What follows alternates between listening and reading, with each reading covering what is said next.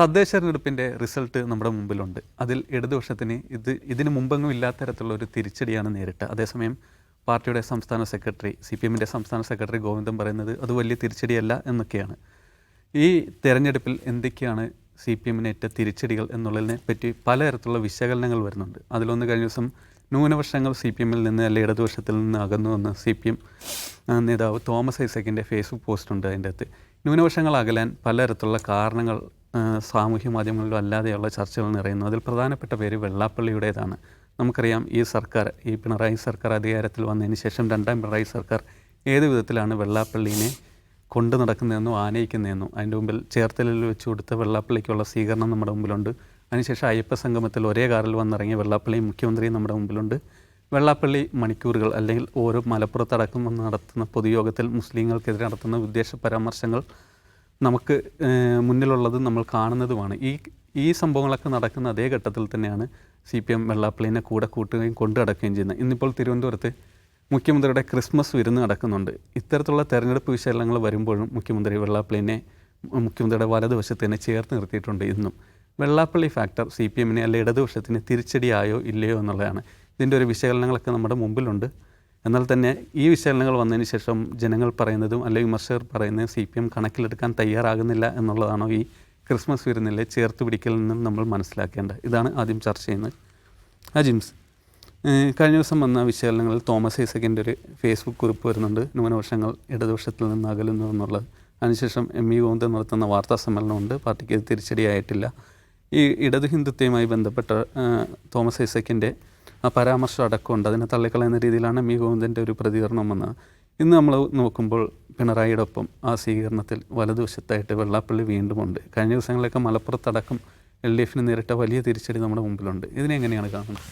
നമ്മൾ ഇന്നലെ ഇതിനെപ്പറ്റി വിശദമായിട്ട് സംസാരിച്ചിരുന്നു. ഈ ഇടത് ഹിന്ദുത്വം എന്ന പ്രയോഗം തോമസ് ഐസക് ഉദ്ധരിക്കുന്നത്, റെഫറൻസായിട്ട് ഉദ്ധരിക്കുന്നത് പോലും വലിയ ധീരതയായിട്ടാണ് ഞാൻ കാണുന്നത് ഒരു പാർട്ടിക്കകത്ത്. കാരണം ഇടത് ഹിന്ദുത്വ എന്നൊരു വാക്ക് നമ്മുടെ ഏതൊരു വീഡിയോയുടെ ടൈറ്റിൽ ഉപയോഗിച്ചതിനെതിരെ സോഷ്യൽ മീഡിയയിൽ വലിയ അറ്റാക്ക് കിടന്നതാണ്. അത് മീഡിയ വൺ കണ്ടുപിടിച്ച എന്തോ ഒരു കോയിനേജാണ് എന്നർത്ഥത്തിലാണ് നമ്മൾ ആക്രമിച്ചത്. ആക്ച്വലി ഇടത് ഹിന്ദുത്വം എന്ന വാക്ക് തന്നെ ഒരു പുസ്തകത്തിൻ്റെ പേരാണ് യഥാർത്ഥത്തിൽ.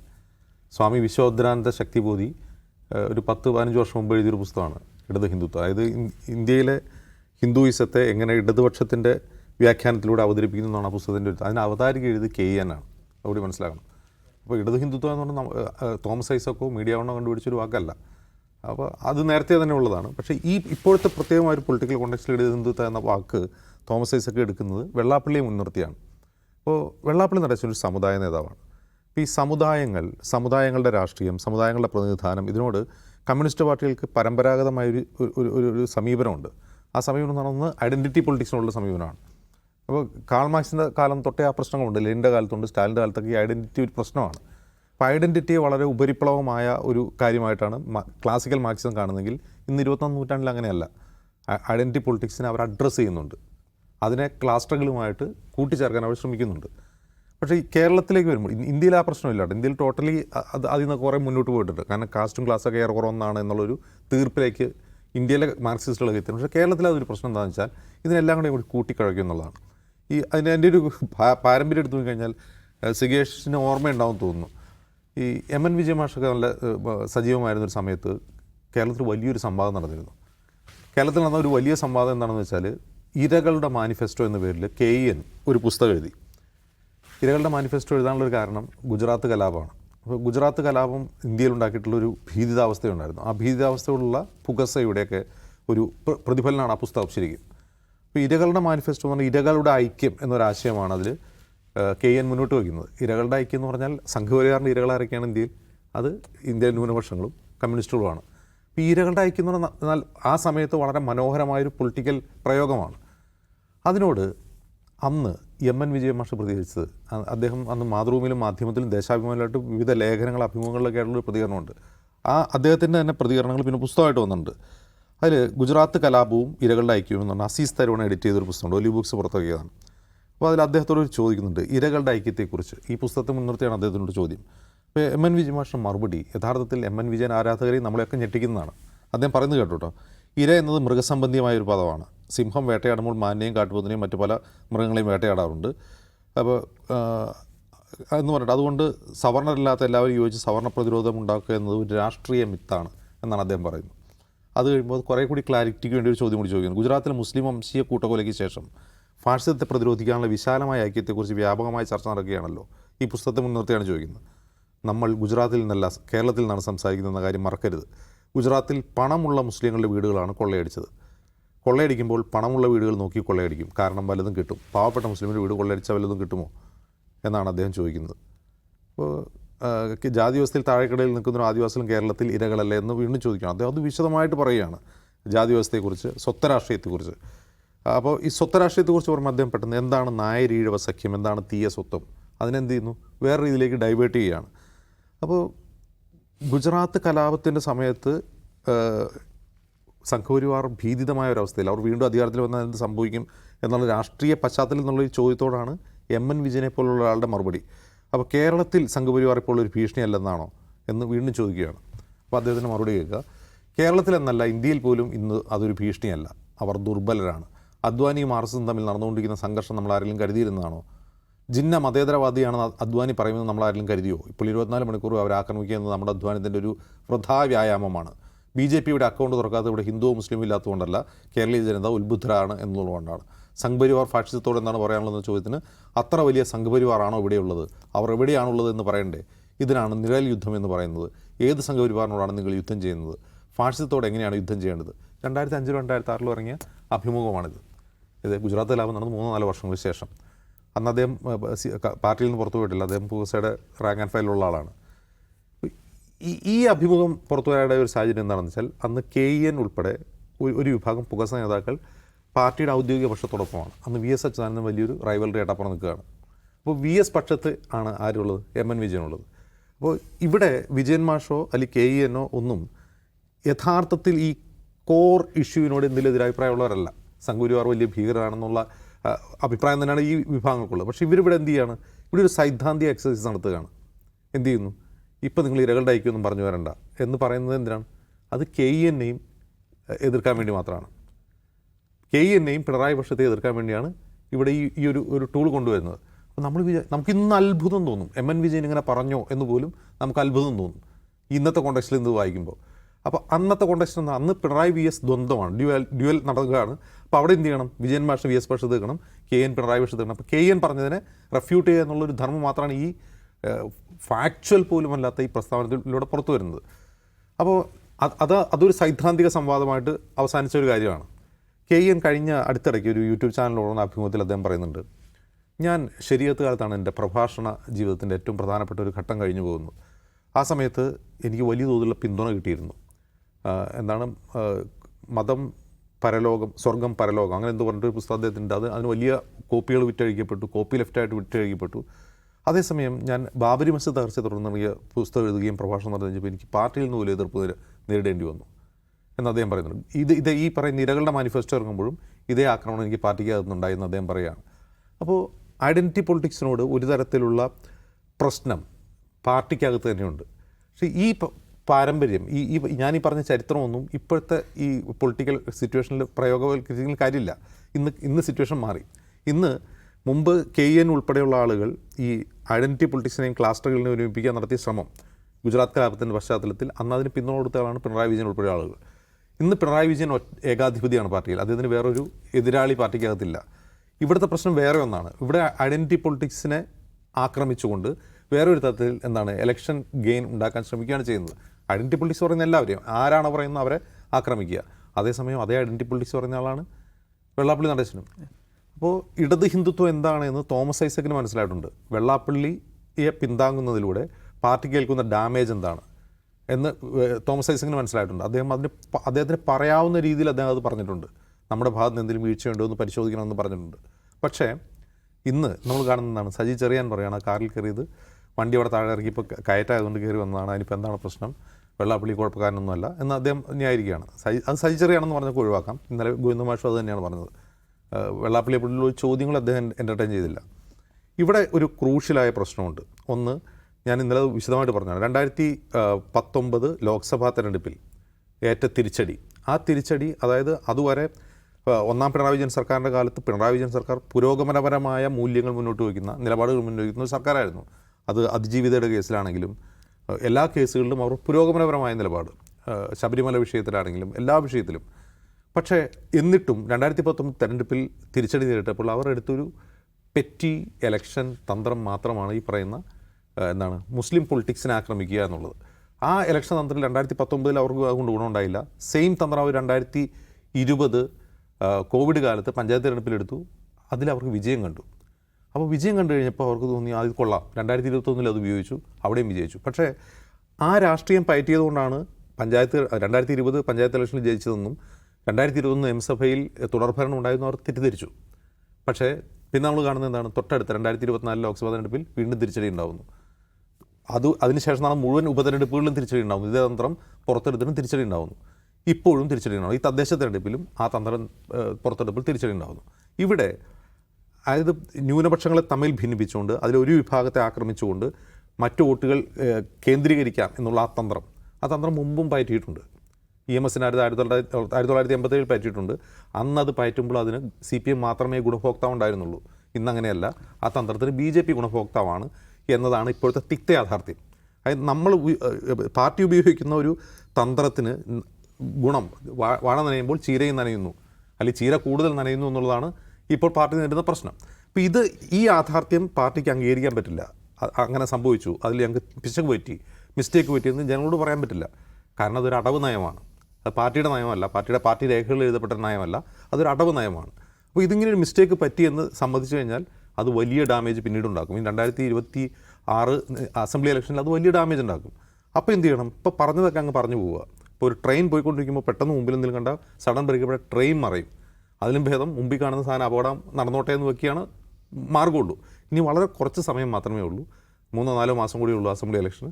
അപ്പോൾ ഇത് പറഞ്ഞു തന്നെ അങ്ങ് പറഞ്ഞു പോവുക. അത് കൈവിട്ട് കഴിഞ്ഞാൽ ചിലപ്പോൾ ഉത്തരത്തിലുള്ളതും പോവും, കക്ഷത്തിലുള്ളതും പോവും എന്നുള്ളതുകൊണ്ട് ആ വഴി അങ്ങ് പോവുക എന്നുള്ളതാണ് ഇപ്പോൾ സ്വീകരിക്കുന്ന ലൈൻ. ഇപ്പോൾ ഇന്ന് LDF യോഗത്തിന് ശേഷം LDF കൺവീനർ പറഞ്ഞെന്താണ്, ഓരോ പാർട്ടിയും അവർക്ക് പറ്റിയ മിസ്റ്റേക്ക് സ്വയം കണ്ടുപിടിക്കട്ടെ, എന്നിട്ട് സ്വയം വിശകലനം ചെയ്തിട്ട് പിന്നീട് ജനുവരിയിൽ വീണ്ടും യോഗം ചേർന്ന് തീരുമാനിക്കാമെന്നാണ് പറയുന്നത്.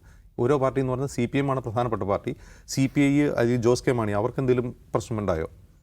ജോസ് കെ മാണി സ്വീകരിച്ച എന്തെങ്കിലും നിലപാട് കൊണ്ടാണോ ജോസ് കെ മാണിക്ക് കോട്ടയം തിരിച്ചടി ഉണ്ടായത്?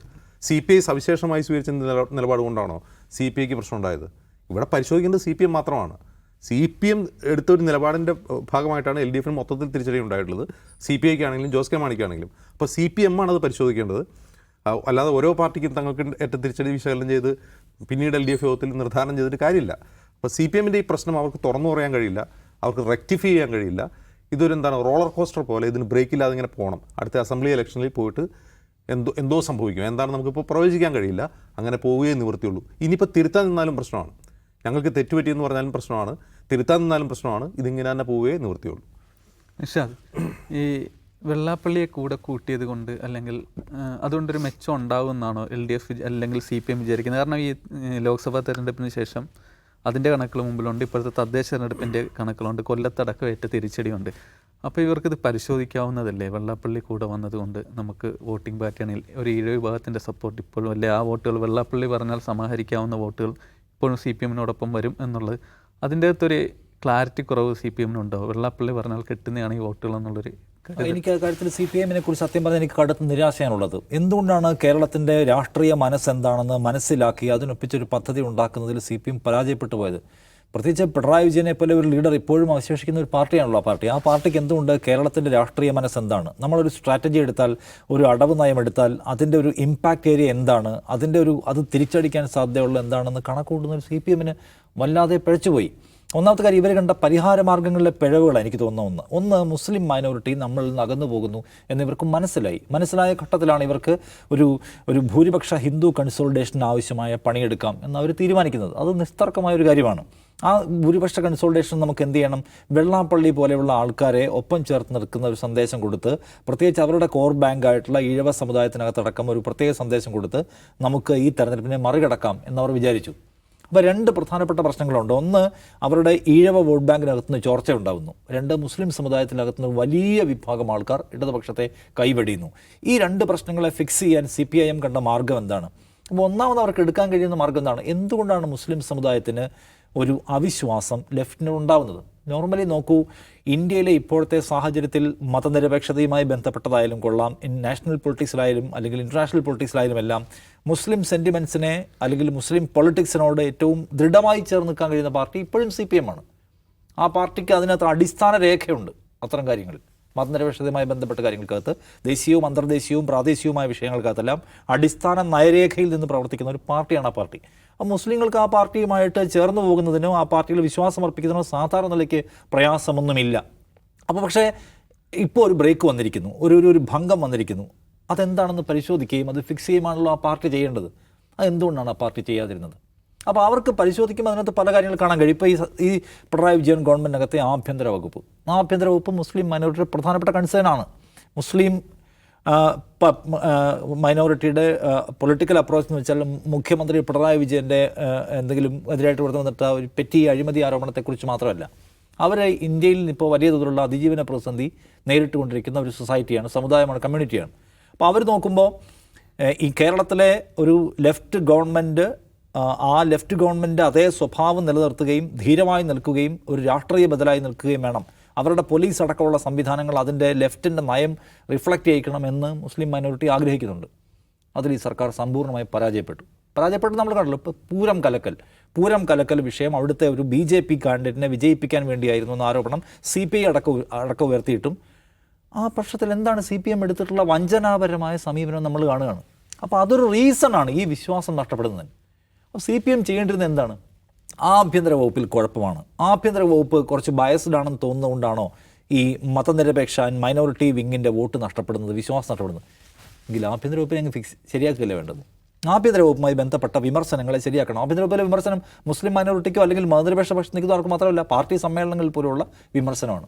അപ്പോൾ CPM ചെയ്ത് ആഭ്യന്തര വകുപ്പ് നിങ്ങൾ നന്നാക്കണം എന്ന് പിണറായി വിജയനോട് പറയുന്നതിന് പകരം മുസ്ലിങ്ങൾ പോയി ഇനിയിപ്പോൾ അവരെ നോക്കണ്ട, ഇപ്പുറത്ത് വേറെ പണിയെടുക്കാം എന്നാലോചിക്കുകയാണ്. എങ്ങനെയാണ് അങ്ങനെ പോകുന്നത് തീരുമാനിക്കുന്നതിനാണ്. ആഭ്യന്തര വകുപ്പ് എന്നുള്ള വസ്തുതാപരമായ പ്രശ്നമാണ്. ആഭ്യന്തര വകുപ്പ് ഈ ലെഫ്റ്റിൻ്റെ നയത്തിനനുസരിച്ചല്ല പോകുന്നത്. അത് ആളുകൾക്ക് പ്രശ്നമുണ്ട്, പാർട്ടി സമ്മേളനങ്ങളിൽ പ്രശ്നമുണ്ട്. അത് പരിഹരിച്ചിരുന്നെങ്കിൽ തീർക്കാമായിരുന്നു. 50% ഇഷ്യൂ ഞാൻ വിചാരിക്കുകയാണ്. പരിഹരിച്ചില്ല അവർ പരിഹരിക്കാനല്ല മെനക്കെട്ടത്. ആ ആരോപണം ഉന്നയിക്കുന്ന PV അൻവറിനെ നിങ്ങൾ മലപ്പുറത്തെ കള്ളക്കച്ചവടക്കാരനല്ലേ എന്ന് വിളിച്ച് ആക്ഷേപിച്ച് ആട്ടി ഇറക്കി വിട്ട് അവിടുത്തെ പ്രശ്നം ഇപ്പോഴും ആ സ്വർണ്ണം പൊട്ടിക്കൽ കേസ് അഡ്രസ്സ് ചെയ്യാൻ ഇവിടെ തയ്യാറായിട്ടില്ല. അപ്പോൾ ഇവരുടെ ഭരണപരമായ പ്രശ്നങ്ങൾക്ക് സിമ്പിളായി അവർക്ക് പരിഹരിക്കാൻ കഴിയുമായിരുന്ന പ്രശ്നം അവർ പരിഹരിച്ചില്ല. രണ്ടാമത്തെ പ്രശ്നം, അവരുടെ കോർ വോട്ട് ബാങ്കായ ഈഴവ വോട്ട് ബാങ്കിൽ നിന്ന് ആലത്തൂരിലും ആറ്റിങ്ങലിലും ആലപ്പുഴയിലും എല്ലാം വോട്ട് പോകുന്നു, അവരെ പേടിപ്പിച്ചിട്ടുണ്ട്. അതെന്താണ് പ്രശ്നമെന്ന് പരിശോധിക്കണമല്ലോ. ആ പരിശോധനയിൽ അവർ കണ്ടെത്താൻ കഴിയുന്നതാണ്, കഴിഞ്ഞ ഒരു 8-10 വർഷമായിട്ട് സംഘപരിവാർ ഈ കേരളത്തിലെ ഈഴവ സമുദായത്തിനകത്തേക്ക് വലിയ തോതിൽ മുസ്ലിം ഹേറ്റ് കുത്തിവെക്കാൻ ശ്രമിച്ചുകൊണ്ടിരിക്കുകയാണ്. ഈഴവ സമുദായത്തെ മുൻനിർത്തി വെള്ളാപ്പള്ളി നടേശൻ ഒരു പാർട്ടി ഉണ്ടാക്കിയിട്ട് ആ പാർട്ടിയെ മതനിരപേക്ഷ ചേരിയിലല്ല കൊണ്ട് കെട്ടിയിരിക്കുന്നത്, വെള്ളാപ്പള്ളി അതിനെ കൊണ്ടുപോയി അപ്പുറത്ത് കെട്ടിയിരിക്കുകയാണ്. വെള്ളാപ്പള്ളി എടുക്കുന്ന പണി മുഴുവൻ ഇവരെ ചോർത്തിക്കൊണ്ടു പോകാനുള്ള പണിയായിരിക്കുമെന്ന് മനസ്സിലാക്കിയിട്ട് വെള്ളാപ്പള്ളിയുടെ കുടുംബ താല്പര്യത്തെ എക്സ്പോസ് ചെയ്യാൻ ഇവർക്ക് കഴിയുമായിരുന്നു. വെള്ളാപ്പള്ളിയല്ല ഈഴവ സമുദായം. വെള്ളാപ്പള്ളി നടേശനെ ഗുരു എടുത്ത് പ്രതീക്ഷിച്ചതല്ല. എൻ്റെ പിൻഗാമിയാണ് വെള്ളാപ്പള്ളി നടേശൻ, അല്ലെ നടേശൻ എന്ന് വെച്ച് ഗുരു വെച്ച ആളൊന്നുമല്ലോ. വെള്ളാപ്പള്ളി അയാളുടെ പണവും പ്രതാപവും കൊണ്ടാണ് ഇത്ര ദീർഘകാലമായിട്ട് 30 വർഷമായിട്ട് അതിൻ്റെ തലപ്പത്തിരിക്കുന്നത്. അല്ലാതെ ഈഴവ സമുദായം അങ്ങോട്ട് കൊണ്ടുവന്ന് ഞങ്ങളെ നയിക്കാൻ നിങ്ങളല്ലാതെ മറ്റാരുമില്ല എന്ന് വെച്ച് കൊടുത്താണോ? അല്ല. അല്ലെങ്കിൽ ഗുരു പറഞ്ഞിട്ടുള്ള ഒരാളാണോ? അല്ല. അതൊന്നുമല്ല. ഗുരുവിൻ്റെ ആദർശ മൂല്യങ്ങൾക്ക് കുറുകെ സഞ്ചരിക്കുകയാണ് പലപ്പോഴും ആ മനുഷ്യൻ ചെയ്യുന്നത്. അങ്ങനെ ഒരാളെ, അദ്ദേഹത്തെ മാത്രം എടുത്ത് എക്സ്പോസ് ചെയ്തതിന് CPM ഒരു പ്രശ്നം ഉണ്ടായിരുന്നില്ല. അത് CPM ചെയ്യാവുന്നതേ ഉള്ളൂ. അത് ചെയ്തിട്ടുള്ളൊരു മനുഷ്യനുണ്ട്, VS അച്യുതാനന്ദൻ എന്നാണ് അദ്ദേഹത്തിൻ്റെ പേര്. ഇദ്ദേഹത്തെ ആക്രമിച്ചിട്ടുണ്ട്. അതിൻ്റെ പേരിൽ VS അച്യുതാനന്ദൻ അദ്ദേഹത്തിൻ്റെ മരണ ദിവസം വരെ കേരളത്തിൽ ഒരു പരിക്കും പറ്റിയിട്ടില്ല എന്ന് മാത്രമല്ല, വെള്ളാപ്പള്ളി സങ്കടപ്പെട്ടേ ഉള്ളൂ എന്നെ VS ആക്രമിച്ചു എന്ന് പറയും. VS ആണല്ലോ ഈ സമീപകാലത്ത് ഏറ്റവും സ്വീകാരനായിട്ടുള്ള CPM നേതാവ്. അദ്ദേഹത്തിന് വല്ല പരിക്കും പറ്റിയോ? അപ്പോൾ വെള്ളാപ്പള്ളി നടേശൻ നമ്മുടെ കേരളത്തിൻ്റെ പൊതുവായ സ്ട്രക്ചർ തകർക്കാൻ വേണ്ടി എടുക്കുകയാണ്. Vellappally Natesan CPM vote bank തകർക്കാൻ വേണ്ടി എടുക്കുകയാണ്. ഇപ്പോഴും നമുക്ക് കൊല്ലത്തുനിന്നൊക്കെ ഉദാഹരണം കിട്ടുമല്ലോ. അപ്പോൾ ആ കാര്യത്തിൽ വെള്ളാപ്പള്ളിയുടെ പ്രശ്നം, വെള്ളാപ്പള്ളി എന്ന് പറയുന്ന പ്രശ്നത്തെ എടുത്ത് മുന്നിൽ വെച്ച് പരിഹരിക്കാൻ ശ്രമിച്ചോ? അതും ചെയ്തില്ല. അപ്പോൾ ഇവർ വിചാരിച്ചതാണ്, ഇപ്പം ആഭ്യന്തര വകുപ്പിൻ്റെ കാര്യം എടുക്കുക. ആഭ്യന്തര വകുപ്പുമായി ബന്ധപ്പെട്ട് പാർട്ടി സമ്മേളനത്തിൽ വിമർശനം ഉണ്ടായിരുന്നു. ജില്ലാ സമ്മേളനങ്ങളിൽ മുഴുവൻ ആര് പോയിരുന്നു? പിണറായി വിജയൻ പോയിരുന്നു. ആരും വിമർശിച്ചില്ല. അപ്പോൾ ഇവർ കഴിഞ്ഞ പാർട്ടി സമ്മേളനത്തിൽ ഒരു വിമർശനവും ഇല്ല ആഭ്യന്തര വകുപ്പിനെ കുറിച്ച്, സർക്കാരിനെ കുറിച്ചൊന്നുമില്ല. കേരളത്തിൻ്റെ മൊത്തം മൂഡ് ഇതാണെന്ന് വിചാരിച്ചോ? കേരളത്തിൻ്റെ മൊത്തം മൂഡ് ഇതല്ല. സമ്മേളനത്തിൽ വിമർശനം ഉയർത്താത്തത് പിണറായി വിജയനെ പേടിച്ചിട്ടായിരിക്കും. പക്ഷേ കേരളത്തിൻ്റെ മനുഷ്യർ എന്ന് പറഞ്ഞാൽ സി പി എമ്മിൻ്റെ സമ്മേളന പ്രതിനിധികളല്ല എന്ന കാര്യം സി പി എം മനസ്സിലാക്കിയില്ല. സി പി എമ്മിൻ്റെ സമ്മേളന പ്രതിനിധികളല്ല കേരളത്തിലെ വോട്ട് ചെയ്യുന്ന മനുഷ്യന്മാർ. അവർക്ക് വിയോജിപ്പുണ്ട്, അവർക്ക് പല കാര്യങ്ങളെക്കുറിച്ച് ഓർമ്മയുണ്ട്. അവർ ഈ പോലീസ് നടത്തിയിട്ടുള്ള അട്രോസിറ്റീസ് അവർക്ക് ഓർമ്മയുണ്ട്, പോലീസ് നടത്തിയിട്ടുള്ള ദലിത് വിവേചനം അവർക്ക് ഓർമ്മയുണ്ട്, പോലീസ് നടത്തിയിട്ടുള്ള സംഘപരിവാർ വിധേയത്വം അവർക്ക് ഓർമ്മയുണ്ട്, പോലീസ് നടത്തിയിട്ടുള്ള ഹേറ്റിന് അനുഭാവത്തോടുള്ള സമീപനം ഓർമ്മയുണ്ട്, പിന്നെ പലതരത്തിലുള്ള അഴിമതി ആരോപണങ്ങളുമായി ബന്ധപ്പെട്ട സംഗതിയിൽ ഓർമ്മയുണ്ട്, സർക്കാരിന് തന്നെ ഭാഗത്ത് വന്നിട്ടുള്ള ശരീരഭാഷ നയപ്രശ്നങ്ങൾ ജനത്തിന് ഓർമ്മയുണ്ട്, എല്ലാം ഓർമ്മയുണ്ട്. അപ്പോൾ അത് പരിഹരിക്കുന്നതിൽ, ഭരണപരമായ പ്രശ്നങ്ങൾ പരിഹരിക്കുന്നതിൽ ഒരു പാർട്ടി എന്ന നിലയ്ക്ക് സർക്കാരിനെ ഡ്രൈവ് ചെയ്യാനും നിയന്ത്രിക്കാനും മോണിറ്റർ ചെയ്യാനും സി പി എമ്മിന് പറ്റിയില്ല. അതിൻ്റെ ദുരന്തമാണ്. അവർക്ക് ഇനിയും ഇത് ഫിക്സ് ചെയ്യാവുന്നേ ഉള്ളൂ. സമയമെടുക്കും, കാരണം ഇത് വളരെ ഷോർട്ട് ടൈം സമയം. Already damage has been done എന്ന് പറയുന്ന പോലെ അപകടം സംഭവിച്ചു കഴിഞ്ഞിട്ടുണ്ട്. ഇപ്പോൾ ഈ 3 മാസത്തെ സമയം കൊണ്ട് ഇത് പരിഹരിക്കാൻ പറ്റുമെന്ന് എനിക്കറിയില്ല. സർക്കാർ ഉണ്ടാക്കിയിട്ടുള്ള വള്ളിയാണിത്. ഈ പ്രശ്നം പരിഹരിക്കാൻ സി പി എം അതിൻ്റെ രാഷ്ട്രീയമായ കൃത്യത കാണിച്ചില്ല. കാണിച്ച കാലം ഉണ്ടായിരുന്നു സി പി എമ്മിന്. ഈ ചെയ്യുന്നത് ശരിയല്ല എന്ന് പറഞ്ഞ് ചെയ്യാൻ പറ്റുന്ന കാലം ഉണ്ടായിരുന്നു. നമ്മുടെ പക്ഷേ പാർട്ടിയില്ല. പാർട്ടി എന്ന് പറയുന്ന സംവിധാനത്തിന് പകരം പിണറായി വിജയൻ അല്ലെങ്കിൽ സർക്കാരും സർക്കാരിന് വേണ്ടിയിട്ടുള്ള സ്ട്രാറ്റജീസ് ബിൽഡ് ചെയ്യുന്ന ഏജൻസീസ് പാർട്ടി തന്നെയാണോ? I don't know. കാരണം ഇവിടെ സർക്കാരിൻ്റെ ഭാഗം എടുക്കുന്ന പല തീരുമാനങ്ങളും ക്യാബിനറ്റ് അറിയുന്നില്ല, പാർട്ടി അറിയുന്നില്ല, മുന്നണി അറിയുന്നില്ല എന്നുള്ള യാഥാർത്ഥ്യം നമ്മൾ കണ്ടുകൊണ്ടിരിക്കുകയാണ്. അപ്പോൾ ആ സ്ട്രാറ്റജീസ് രൂപപ്പെടുത്തുന്ന സംവിധാനത്തിനകത്തേക്ക് ഒന്നുകിൽ പാർട്ടിക്ക് എൻ്റർ ചെയ്യാൻ പറ്റുന്നില്ല, അല്ലെങ്കിൽ എൻ്റർ ചെയ്യാനും തിരുത്താനും വിശദീകരിക്കാനും ഒന്നും കഴിയുന്ന ഒരു ഒരു ഒരു ഒരു ഒരു സൈദ്ധാന്തികവും അല്ലെങ്കിൽ കക്ഷി രാഷ്ട്രീയത്തിൻ്റെ പ്രായോഗിക തലവും ഒന്നും ഉള്ളിൽ കൊണ്ടു നടക്കുന്ന ആൾക്കാരല്ല. ഇപ്പോൾ ഗോവിന്ദ മാഷിൻ്റെ വാർത്താ സമ്മേളനം 3:30 എന്ന് പറയുന്ന പോസ്റ്റർ വരുമ്പോൾ എന്നോട് കഴിഞ്ഞ ദിവസം ഒരു CPM-ൻ്റെ ആൾക്കാരാണ്, ഗോവിന്ദ മാഷ് എന്താണ് ഇത് വിശദീകരിക്കാൻ പോകുന്ന കാര്യത്തിൽ ഞങ്ങൾക്ക് നല്ല ആശയക്കുഴപ്പമുണ്ടോ. അപ്പോൾ അദ്ദേഹത്തെ ഇപ്പോൾ പാർട്ടി ഒരു ക്രൈസിസിലാണ്. ആ ക്രൈസിസ് സംബന്ധിച്ച് പോലും പാർട്ടി സെക്രട്ടറി എന്തുമാത്രം വ്യക്തമായി വിശദീകരിക്കുന്നുണ്ട്, ശരിയായ മെസ്സേജ് കൊടുക്കുന്നുണ്ടെന്ന് എനിക്ക് സത്യത്തിൽ നിരാശയാണ്. എനിക്ക് CPM-നോട് കടുത്ത വിമർശനം പോലും. CPM-നെ പോലെ ഒരു വലിയ പാർട്ടി, ഇവിടെ നിലനിൽക്കേണ്ടത് അനിവാര്യമായിട്ടുള്ളൊരു പാർട്ടി, ആ പാർട്ടി ഇങ്ങനെ ഇരുട്ടിൽ തപ്പുന്നത് കാണുമ്പോൾ ഒരു വ്യക്തതയില്ലാതെ വർത്തമാനം പറഞ്ഞതാണ് നമുക്ക് സത്യത്തിൽ നിരാശയാണ് തോന്നുന്നത്. CPM അതിൽ നിന്ന് കാര്യങ്ങൾ മനസ്സിലാക്കുകയും അത് ശരിയാക്കാനും ശ്രമിക്കട്ടെ എന്ന് വിശ്വസിക്കാം. കേരളത്തിൽ എന്തോ ഒരു വലിയ പാതകം നടന്നുപോയി എന്ന മട്ടിലൊന്നും ആരും ഇങ്ങനെ കാണുകയില്ല. CPM തോറ്റു. CPM-മാരെ സംബന്ധിച്ചും CPM-നെ സ്നേഹിക്കുന്ന മനുഷ്യരെ സംബന്ധിച്ചും ഇടതുപക്ഷ രാഷ്ട്രീയത്തെ സ്നേഹിക്കുന്ന ആൾക്കാരെ സംബന്ധിച്ചും നിരാശയാണ്. പക്ഷേ എൻറ്റയർ കേരളത്തിൻ്റെ മൂഡിനെക്കുറിച്ച് നിരാശയുടെ ആവശ്യമൊന്നുമില്ല. കേരളം തിരഞ്ഞെടുത്തത് വേറെ ഒരു BJP ഒന്നുമല്ല. BJPക്ക് ചില പോക്കറ്റുകൾ വിജയിക്കാൻ പറ്റിയ കോർപ്പറേഷനിൽ 50 സീറ്റ് കിട്ടുന്ന ഒഴിച്ചു നിർത്തിയാൽ ഇത്ര വലിയ വെറുപ്പിൻ്റെ പിത്തലാട്ടം ഉണ്ടായിട്ടും ജനം ഭയങ്കരമായി പോയി വർഗീയവാദികളൊന്നും ചൂസ് ചെയ്തില്ല. കേരളം UDF-നാണ് തിരഞ്ഞെടുത്തിട്ടുള്ളത് എന്നത് കേരളത്തിൻ്റെ രാഷ്ട്രീയ മനസ്സ് എന്ന് പറയുന്നത്, കേരളത്തിൻ്റെ മതനിരപേക്ഷ മനസ്സ് ഇപ്പോഴും കുറച്ചൊക്കെ ഓക്കെ ആണെന്നതിൻ്റെ അർത്ഥം.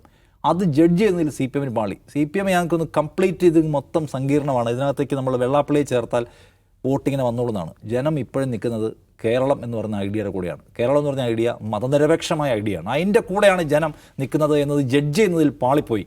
അതാണ് CPM-ന് പറ്റിയ പ്രശ്നം. അത് ഇനിയും തിരുത്താൻ ആ പാർട്ടിക്ക് പറ്റും. അത് അവർ ചെയ്യട്ടെ എന്നാണ് ഞാൻ സീരിയസ് ആയി പ്രത്യാശിക്കുന്നത്.